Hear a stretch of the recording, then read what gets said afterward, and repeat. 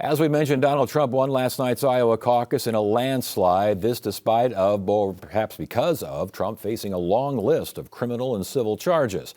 Joining us now from Des Moines is Dennis Goldford. He's political science professor at Drake University. Dennis, good to see you again. Thank you so much for joining us, and especially I know it's been a busy time for you. Let's start off with the results. Any surprises here at all? Not really, actually. Everybody thought this was Trump's to lose. He's got a solid support in the Iowa Republican Party.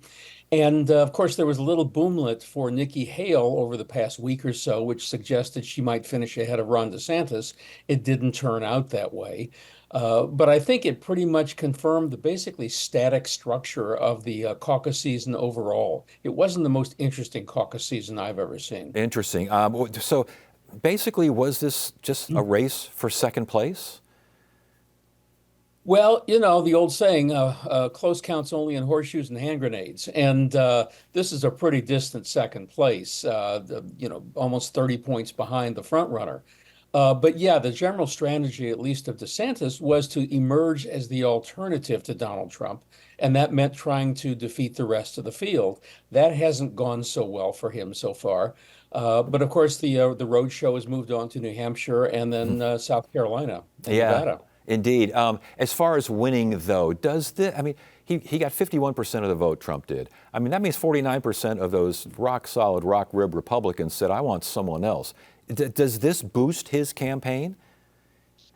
Well, it does. He certainly wants to have a sense or foster an aura of inevitability. There's no question about that. But, you know, the second question, do you support former President Trump as the nominee?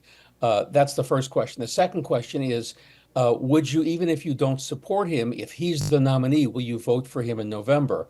And quite a few of those have said they would. So he's sitting fairly well at the moment. All right, and you mentioned the roadshow moving on to New Hampshire, as it will throughout the primary season here. But finishing second, finishing third, it was so close between DeSantis and Haley. Does it really make that much of a difference? I don't think so at this point. DeSantis evidently blew through a lot of money. So the question is, how longer will he be considered viable in terms of funding?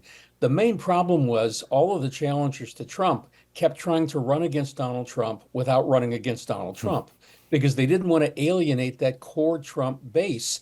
That's his ace in the hole. They still never cracked that nut here in Iowa. We'll see if they can do it further down the road. Who had the best ground operation among those there in Iowa? Really, Trump. I mean, I followed him locally here in 2015 and 2016, went to a lot of Republican events. And at the time, he was really just the entertainment at that point. He would just show up and make a few comments, crack a few jokes. And then the so-called serious candidates, Jeb Bush, Marco Rubio, and others, they'd come on. And of course, nobody expected the outcome there. So he had no organization in 15 or 16. His only organization was the celebrity or regular apprentice, basically. They had a much better, much more fully staffed and funded organization this time because I think he was afraid he failed to meet expectations of a high turnout for him, and that would be seen as a weakness. That's interesting because the impression from far away was that he just basically ignored Iowa and said, I'm there, I'm winning, I'm going to win it, and I'm not paying too much attention. Well, he didn't show up so much himself personally, but he had that organization working here very well.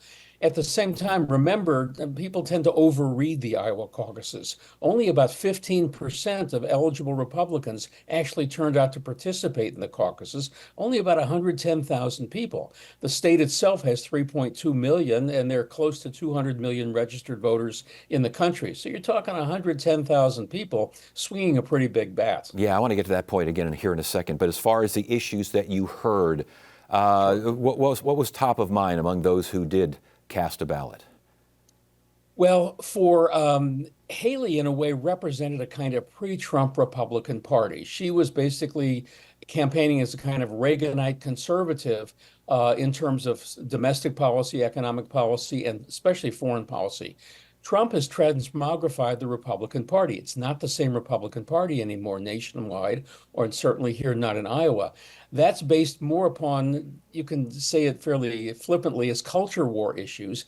But, you know, Trump tapped into a layer of discontent, grievance, anger, and fear in the electorate that in 2016, the other Republican politicians, let alone the Democrats, really didn't touch on. So Trump's focused on immigration. He ran some ads touting his success with the economy over the past week. And again, the concern about border wall. But again, Dennis, are Republican voters in Iowa tired of the drama? I mean, he wins yesterday. He's in a courtroom today. He's facing dozens of charges. It doesn't seem to matter, does it? No, it doesn't. If anything, people say it strengthens him. I mean, over the past decade or more, really, there's been an alternative universe built in which Trump supporters live. And of course, he won the last election until he was defrauded of it. These charges are all politically motivated. You know, they live in that particular world. That's their fact pattern. And nothing outside can seem to shake that.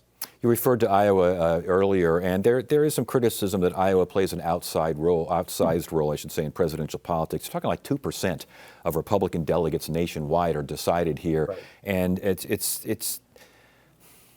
is it healthy to have? I mean, and Iowa has. Correct me if I'm wrong, Dennis. Iowa doesn't pick winners very often in the Republican primary, does it? No, about half the time, maybe. You know, I've always said that Iowa is not first because it's important. Iowa is important because it's first. Why is Iowa first? Simply historical accident. The critique of Iowa in terms of not being very representative of the country really is more on the Democratic side, the kind of ethnic, racial, religious diversity you find in the rest of the country. You don't see in Iowa very much. But on the Republican side, the Republicans have become the party of rural and small town America. And in that sense, Iowa Republicans are much more representative of Republicans nationwide than Iowa Democrats are representative of of Democrats nationwide. Yeah. Last question, Dennis, and thank you for your time. We really appreciate it. I know it's Sure. busy back there. The weather. We kept hearing so much about the weather. Obviously, crazy stuff. Did it affect the turnout? Well, that's what most of us think is the case. I mean, the turnout in 2016 was about 186, 187,000. And as I said earlier, it was 110,000 this time. You know, they showed on the local news a while ago in more of the rural areas, and that's where you'd have more Trump supporters, among others, of course. Gravel roads, plows, and tractors trying to dig them out and creating these walls of snow on either side of the gravel road so people can try to get through. So, yeah, basically, after the last week here in Iowa, I want to move to the North Pole to get some warm. Dennis Gold for Drake University. Thank you again for helping us navigate our way through the Iowa caucus. We appreciate it, sir. Thank you. Always a pleasure.